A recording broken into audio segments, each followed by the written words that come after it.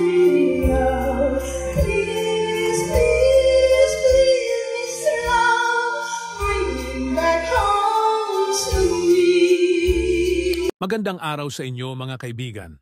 Sa video na ito, samahan niyo akong balikan ang makulay na buhay at karera ng isa sa mga tanyag na mga aawit noong dekada 70, si Eva Vivar, na tinaguri ang songbird ng kanyang panahon dito sa Pinoy Wisdom.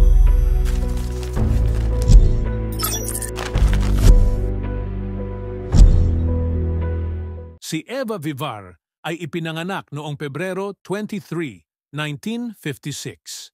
Bata pa lamang ay ipinakita na niya ang kanyang talento sa musika, na una niyang naipamalas sa mga Latondenya roadshows sa mga probinsya.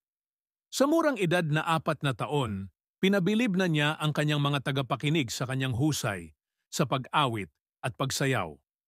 Dahil sa kanyang likas na talento, kinuha siya para gumanap sa isang international film na Once Before I Die, kasama ang mga Hollywood stars tulad ni Ursula Andress at John Derek. Ngunit ang kanyang tunay na pagsikat ay nangyari noong siya ay nasa high school pa lamang. Nadiskubre siya ni Ophelia Angeles, ang reyna ng balagtasan, na nakapansin sa kanyang kahusayan sa isang declamation contest sa University of Santo Tomas.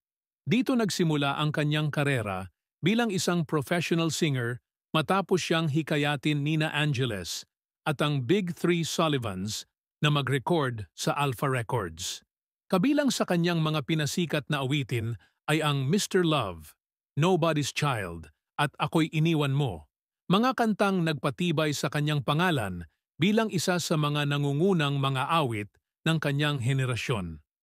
Sa kabila ng tagumpay, pinili ni Eva na lisanin ang showbiz sa edad na 19 matapos niyang magpakasal kay Gerardo Chiong noong 1975.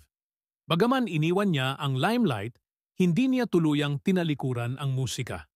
Lumipas ang mga taon at naging bahagi siya ng Cruise Masters Band, kung saan siya ay patuloy na umawit habang naglalakbay sa iba't ibang bahagi ng mundo kasama ang kanyang asawa na isang staff captain sa barko. Subalit, ang buhay ay hindi laging magaan para kay Eva. Matapos ang 11 taon ng pagsasama, naghiwalay sila ng kanyang asawa. Gayunpaman, patuloy niyang pinanday ang kanyang sarili at natagpuan ang kanyang kaligayahan sa pananampalataya. Nagtapos siya ng kursong Christian Education bilang cum laude mula sa Asian Seminary of Christian Ministries at kalaunan ay muling nagkaayos sila ng kanyang dating asawa noong 2006. Sa kasalukuyan, bagaman tahimik na ang kanyang buhay, aktibo pa rin si Eva sa musika at sa mga gawaing simbahan. Kasama siya sa programa ng Net25 na Young Once Upon a Time, kung saan ipinakikilala niya ang mga awit ng kanyang henerasyon sa mga kabataang millennial. Sa pagtatapos ng video na ito, nais ko kayong tanungin, sa tingin ninyo, ano ang mga hamon na hinaharap ng mga artistang tulad ni Eva Vivar kapag pinili nilang bumalik sa tahimik na buhay mula sa kasikatan? Iniimbitahan ko kayong magbahagi ng inyong mga opinyon sa comment section sa ibaba.